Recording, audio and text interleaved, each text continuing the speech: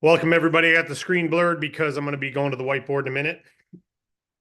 Uh, we're going to be talking about something called lifetime value of a customer, LTV.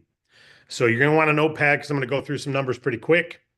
But this is ultimately the value, the biggest value of being in payment processing is lifetime value. A lifetime value of a customer means how much do you earn in profit on that customer for the entire life of them using the service. All right.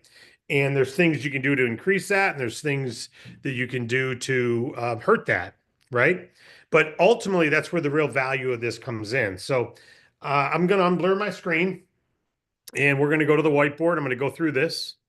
Um, and then we're going to take some questions. Okay. So there's a lot of stuff on the board. There's your basic enroller onboard training, right? Here's our basic business system, right? For new agents, bringing on new agents. So that's part of our system, right? We do the warm market outreach after the funding training, but we're talking today payment processing, and we're talking lifetime value of a customer, the total profit earned over the entire time they use the service. All right. So a couple examples of this real quick.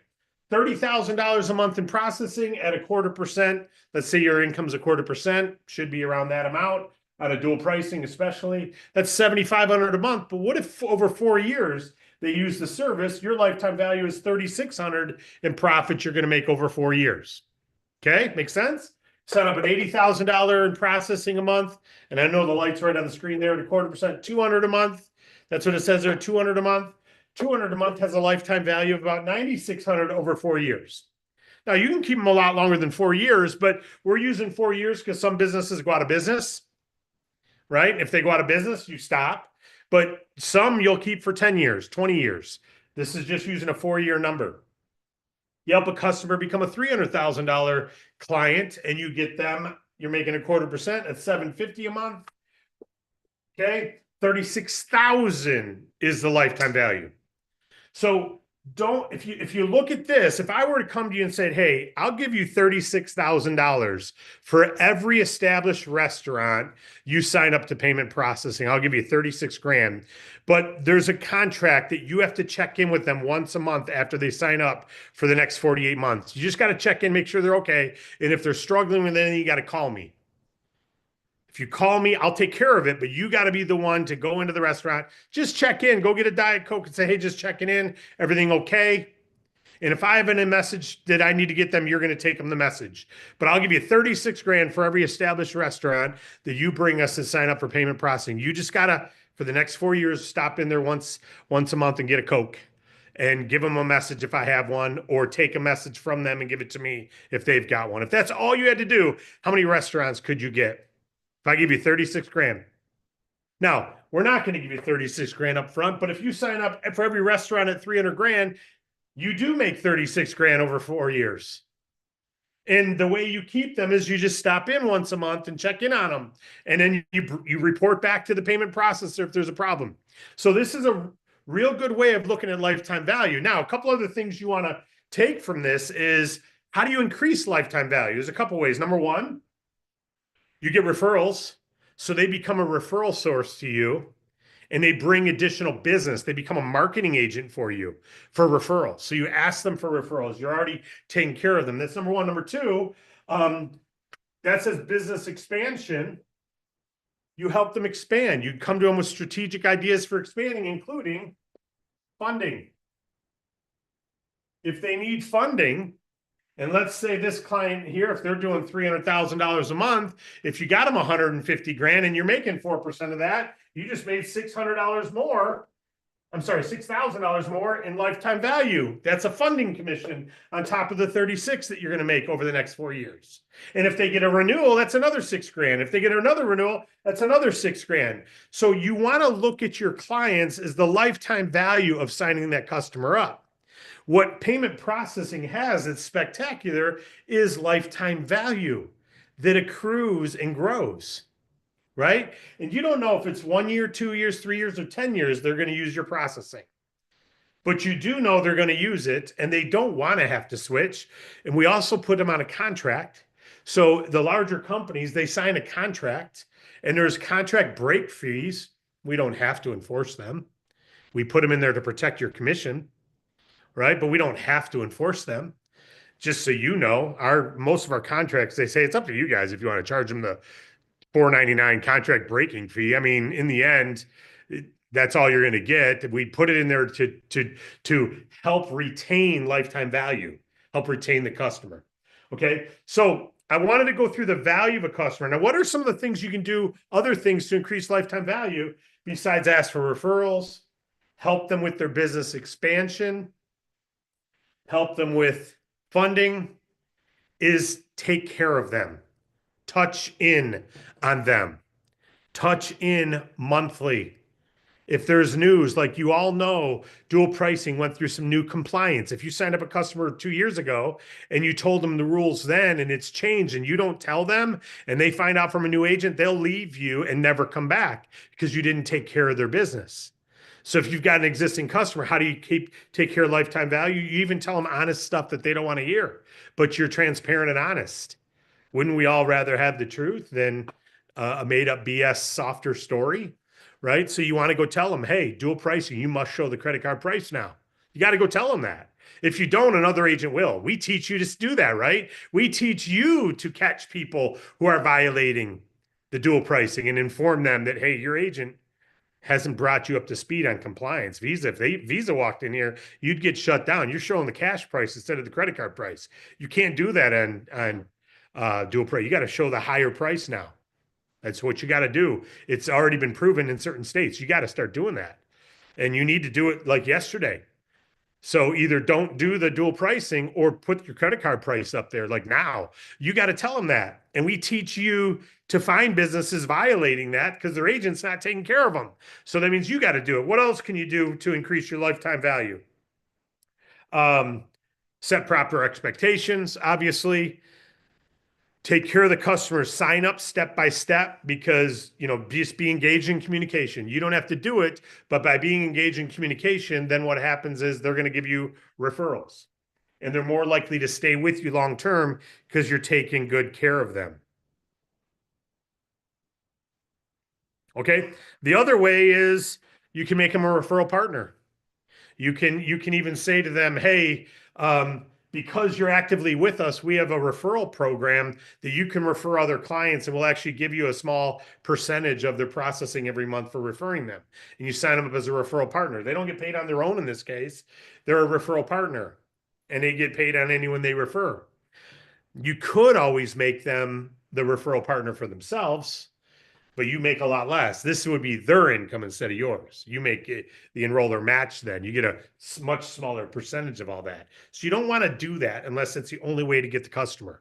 You don't want to offer up all your commissions to the business owner unless that's the only way to land that customer. Then you make them a referral partner. They make most of the money and you get the override. Right? So this is lifetime value. You want to focus on it.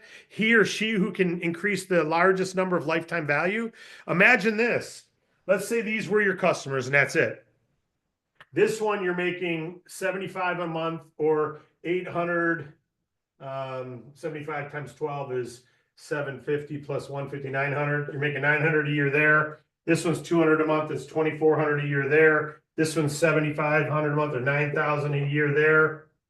Okay, so you're making, the year starts and you already have 12,300 in income this year from these three clients. And when the year starts, you're already going to make 12,300 this year, as long as you don't lose these customers. So you just touch base with them periodically, communicate good news to them, communicate bad news to them, receive their good news, receive their bad news, ask for referrals. So just go in there and have a Diet Coke. I'm just checking on you, making sure everything's good. Is there any, hey, I was thinking about getting a new tablet. Hey, if you want, I can get you, I can send you an email with the new tablets ideas and maybe you want to get a new tablet. We can put you in touch with our processing team and they can tell you the tablets. Instead of them having that thought, you don't even know it. So you just check in with them periodically, right? Concierge type service. If they're not local, you can check in through a telephone call. You can drop them a video in their email. You can send them a video on your text. Hey, just thinking about you. Everything's good. Send them a little message quick the day after Valentine's. You guys were probably packed last night on Valentine's Day. Just checking in. You're probably taking a little breather. Hopefully it was amazing. Hey, I just wanted to check in about blah, blah, blah, blah, blah, blah. You're already making 11.4 this year when the year starts. I'm sorry, 12.3 because you got these three clients. And now you keep accumulating more and more and more. So you want the lifetime value thought about, and you can extend that by working with them. Okay. Obviously, warm market customers, any business owner you know right now, the warm market outreach, we're doing it for funding. You also want to do it for payment processing. So our method of operation is lead with the funding, follow up with the payment processing. Lead with the funding, follow up with payment processing. Someone's not ready for funding, no problem. We've got another division that helps people.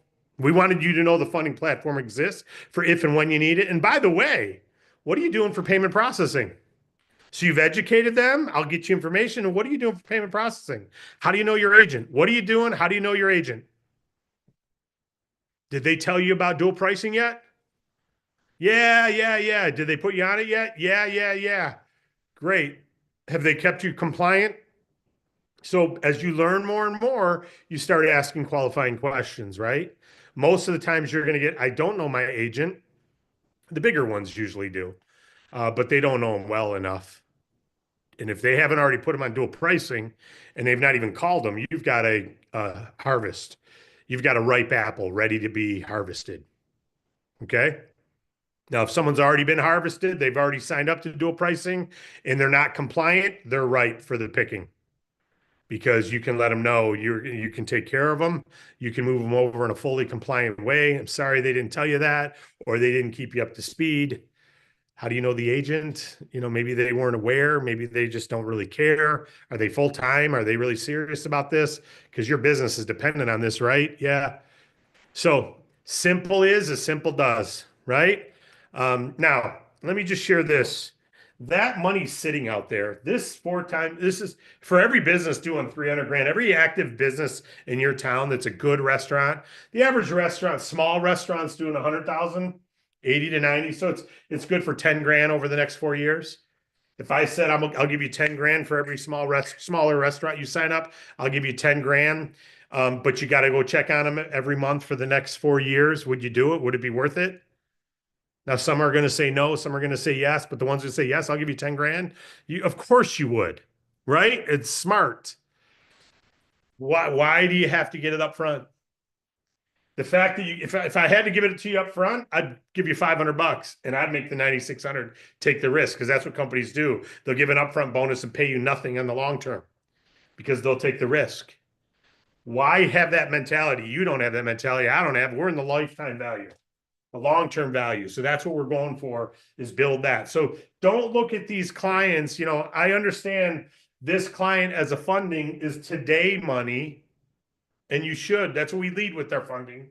But don't walk away from this. If you've got existing clients and you haven't had taken out the payment processing training yet and gone through this with the clients and reached out to them, well, it's time you do that, right? It's time you do that. So, and I understand when you first learn how to drive, it's 10 and 2, right? And you adjust all the mirrors and you're looking at the mirrors and over your shoulder, and you can't just reverse down the driveway. You got to stop a minute and look.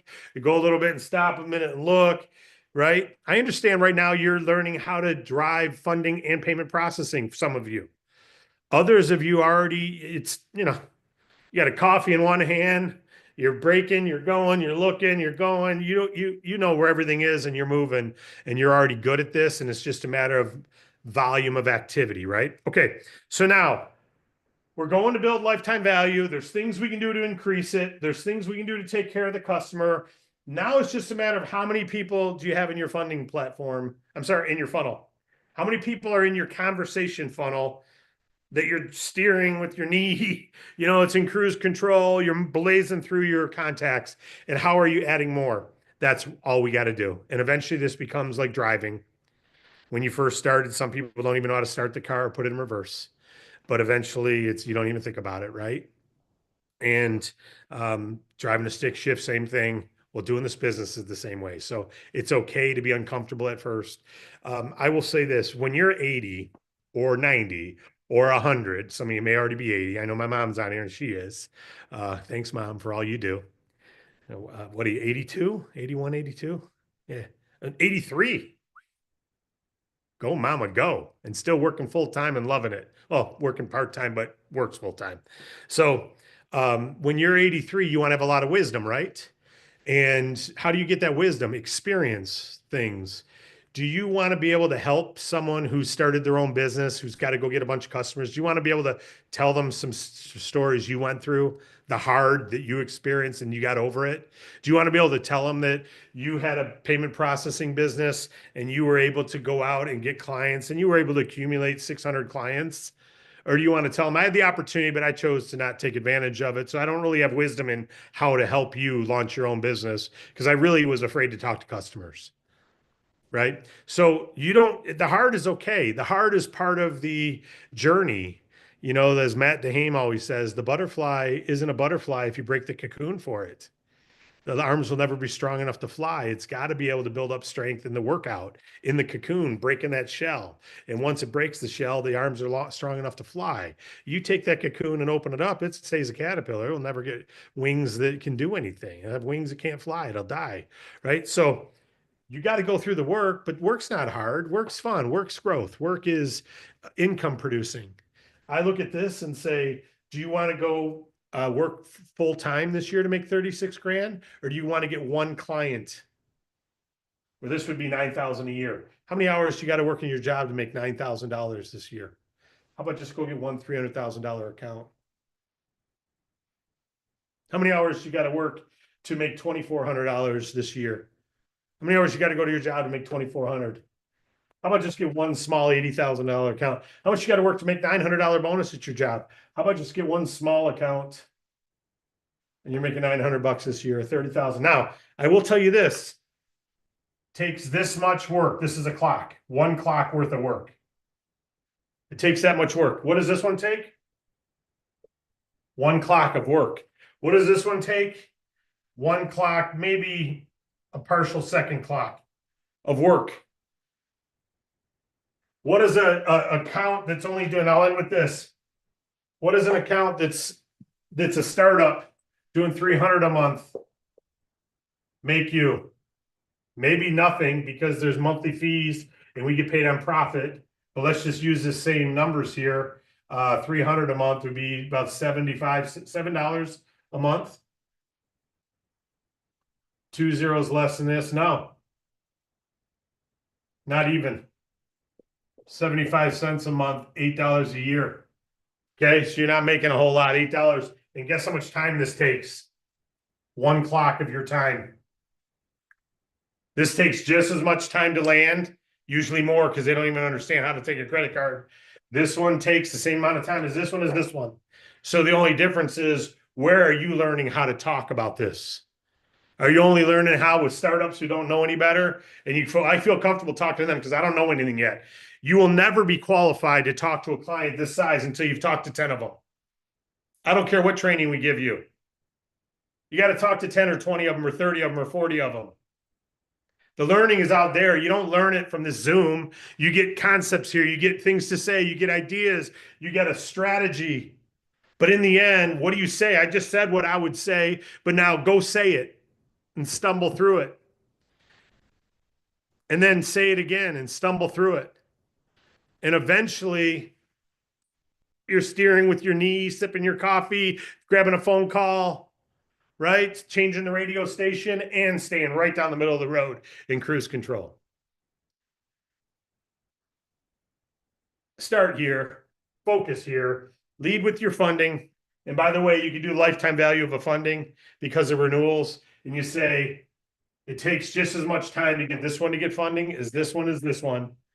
But this one's going to make you 2.5 times the bonus. This one's going to make you 10 times the bonus of this one. And it takes the same amount of time. It's just, where are you talking? What are you fishing for? How long does it take to reel in a tuna? A little longer than a bluegill. Yeah, it may take you 3 hours to reel in a tuna. A bluegill's, 30 seconds.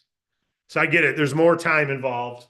But a tuna versus a shark doesn't take any longer. And a shark, you can't even eat the meat as well. The tuna will feed you for a long time.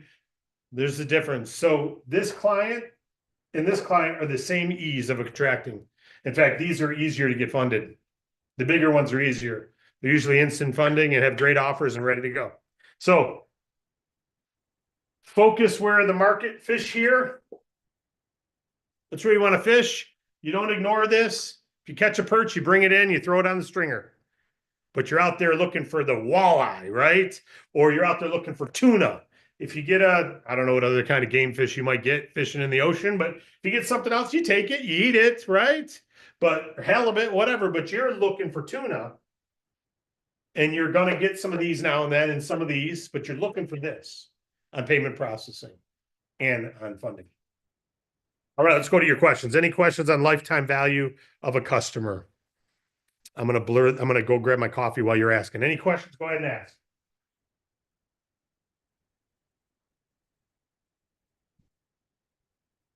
No questions? I'm not hearing anybody. Any questions in the chat? We do have one in the chat. Actually, two. First one is from Joy. She said, if a large corporation has their own processing providers, can they be signed up as the agent to make money off of their processing? Will they save anything? If they already have their own, if they're using someone else already, as I guess what you're saying, and they move over to our processor. So you imagine they're using ABC Bank for their processing, and we move them to our bank, DEF Bank. We now get paid profit on it. If they're the agent, then they would get a commission on it, and it's generally about that. Right now, they're earning nothing on their account. We would get them better pricing, or if they're already on dual pricing, same pricing. They wouldn't have to pay any more with us, but now they'd get a commission of about 0.25% of their sales. This becomes theirs. If they're doing $300,000 a month, they'd be making about 36 grand over the next 4 years. That right now some agents getting, or you would get if you sign them up yourself. So yes, you could sign them up as an agent if you needed to, but I wouldn't lead with that unless they're already on dual pricing. If they're not on dual pricing, they will say you will save them 3% of their sales in profit. Next question, I want to show you one other thing. Any other questions about this, McGuire? Thanks for handling that, by the way. Yep, we just had one more. It was from iPhone. It said, where can I find the license certificate training, please? We don't have a license to be licensed with our company. All the training is in the Agent Resource Center. We are launching a learning management software, which will get you a certification. Maybe that's what you're talking about, but that's not live yet. So right now, what you want to do is go through the onboard training, the funding training, do a game plan with your team leader, and go through the daily Zooms and any trainings in the back office, payment processing, whatever product you're looking at. But this is what, and of course, do your warm market outreaches. This is the game changer right here, guys. When a brand new person informs everyone in their warm market about our funding and starting with funding and then coming to payment processing afterward, that's a big win. Let's say a business is doing $200,000 a month. What is that per year? 2.4 million in sales. After the cost of the food, we're going to say it's the restaurant. Cost of the food, cost of the rent, cost of payroll, cost of staff, cost of insurance, phone bills, internet service, broken plates, loans, all this stuff that they have. Let's say out of that 2.4 million, let's say 2 million is expenses, and they're making $400,000 a year. Okay, what's 400,000 of 2.4 million?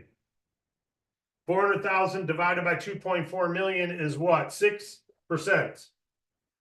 6% of this, is that right? Yeah, 6% of this is 400,000. So they're making 6%. If you could come in and you could say, hey, of this 2 million, 3% of that, 3% of that sales, or 72,000 of it was, I want to make sure I'm doing this right. 72,000 of it was credit card fees. This may not be 6%. Hang on a minute. It's actually 16. What's that? 16%. 400,000 is 16% of that? Yep. Okay, cool. Thank you. Yeah, beautiful. All right. So 16%, like that, there's no way. So 72,000 is 3% of that. So that's what they're paying on credit card fees. Okay. Now, If you were to put them on dual pricing, they now make 472,000, right? Because you lowered this off that 2 million, they'd pay 72,000 less, so it'd be 1.9, whatever. So McGuire, if you could do me a favor, do what's 472,000 of 2.4 million. I'm gonna guess. Is it 19%? 472 divided by 2.4 million. 19%. It's good math, sir. Exactly. So you increase, well, we took the 3% fee away. So you increase their profit by 3%. Now, you can see the profit difference here. You go to the owner and say, I'm going to take you from 400 to 472. They go, that's amazing. But here's the reality of restaurants. Most restaurants are at 6%. So they're not making 400,000. 6% of this is 24,000 would be 10%. No, 240,000 would be 10%. 24 would be 1. So 24 times 6 is 120, 144, right, McGuire? That would be their profit. 6% of 2.4 million is 144, right? You got it. Yep. All right, thank you. So 144,000 would be their profit, and you add 72 to that. You took their 6% to 9%, and you made it 6. Right, 216,000, you made it 9%. You increased their profit by 50%. From 6 to 9, you increased it by 50%, their profit. So when we say we can drive your profit, sometimes double it, because they're only making 3% right now. If they're breaking even, you're taking their profit from 0 to 3% of sales. If they're only making 1% because they're breaking even or just losing money, or if they're losing 1%. A lot of businesses are losing money. They're bringing in 2.4, but paying out 2.5. They're losing money. This is not uncommon. These numbers are good. If you're a healthy business, you're making 6 points. That's after all your expenses. Most aren't even close to this, right? That's why 80% close in the first 10 years. They're not doing this. But even if they are, you can take them from 6 to 9. What if they're at 0? What if they're at 2.4 million in expenses? What is their profit? 0. Maybe their payroll's in there. Maybe they're making 50 grand a year as a manager or whatever, but their profit's 0. And you can take 72,000 credit card fees away. Now their profit becomes 72,000 because you lowered this by the 72 grand fee. This goes away by going to dual pricing. And now all of a sudden they're making 72,000 a year without increasing sales. Without increasing sales, they make 72 grand a year. Right now, they're breaking even if they're doing 2.4. So whatever they're doing currently in sales times 3% on average is what you'll increase their profit. I'm doing 30,000 a month times 3%. $900. We're going to add about $900 a month to your profit on average. I'm doing 50,000 a month times 3%. We're going to add about $1,500 a month to your profit, 18,000 a year. What? Now they know what they're making. So it's not just savings, it's how it's going to increase their profit. Right? So lifetime value for you, profit for them. All right. Hopefully that answered your question.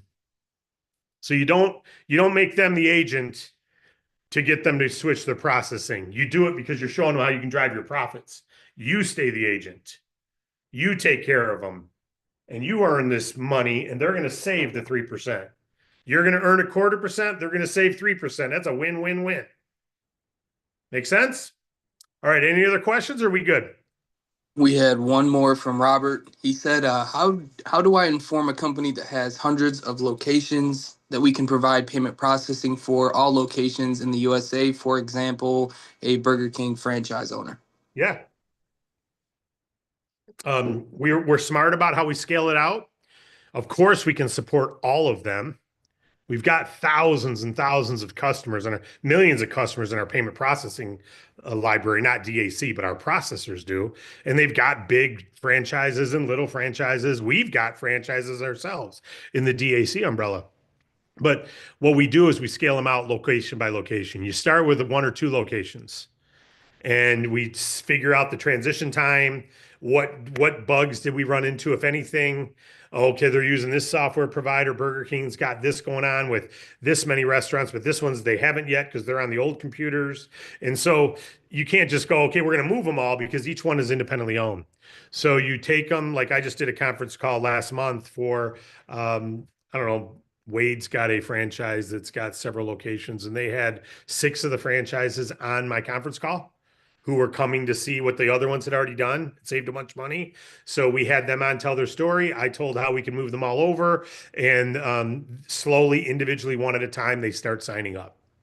But so you can do a group scale out, but you do little by little. So you would tell, first of all, Burger King, if you got one who's got 200 locations, that's a pretty large organization, right? Someone like that, you might want to go right into that. You can be the agent on the deal, but you don't have to.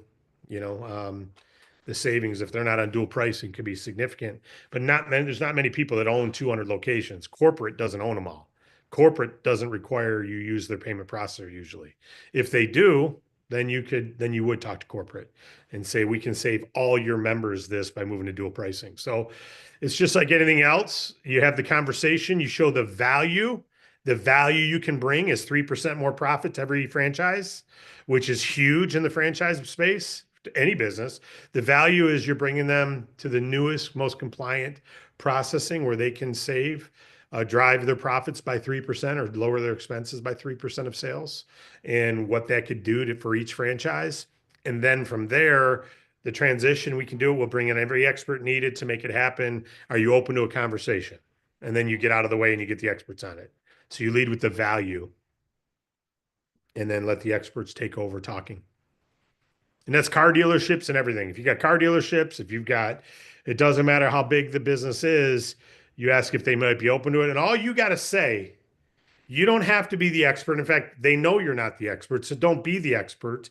All you have to say is, I'm focused on our funding, but we have a payment processing division as well. And I could put you in touch with our experts. They've signed up thousands of customers, hundreds of millions of dollars in processing, and we'd be happy to help take care of you. We can support you in a compliant way. Would you like to have a conversation with our experts? And then you fill out the form and you get our expert on the phone with them. Fair enough? It's okay to be new at it. It's better to say you're new because they don't want to tell you, but you're new. They don't want to say it, so you say it. Just like with funding, you don't have to pretend you're a bank manager if you've been with us for a month. You want to say, I just got started, and if you're interested in talking to the person who's training me, I can make that happen. But we've helped thousands of businesses, and we've funded hundreds of millions of dollars, and we're looking at helping people out who, I mean, we're funding about $50 million a year in funding. Well, maybe a little less than that, depends on the year, but you know, it's we're doing a lot of funding and we can help a business out. And it's okay that you're new. Let them know. All right. Any other questions? We are all good on questions. All right. Hey, I wanted to say this for McGuire and Tyler. Thanks for stepping up Tuesday night. I just got done with all my boot camps and I'm digesting all of it today, and a lot of stuff's coming out of it. But I watched your BizOp overview the other night, and thank you so much for leading that. The two of you, it was a great job, and I know you're going to do more to come. And I encourage all of you out there that those slides are available. The amount of time I spent with Tyler and McGuire before that call was zero. Zero. I asked if they would do it. They said they would. I said, download the slides, listen to what I say on each slide, practice with each other, and I'll follow up with you. I went to follow up with them, and it was 3 hours behind, and they were already live. So they did it without any feedback from me in advance, and they did a marvelous job. Very good, coachable. They just followed what was said. So every one of you can do it. You all know if you ask them, they'd probably say, I could have did this better, I did this better, did this better, and they're going to go do it better, and then do it better, and do it better, and do it better. The same way you talk to these $300,000 clients, or you don't, and you allow it to be hard.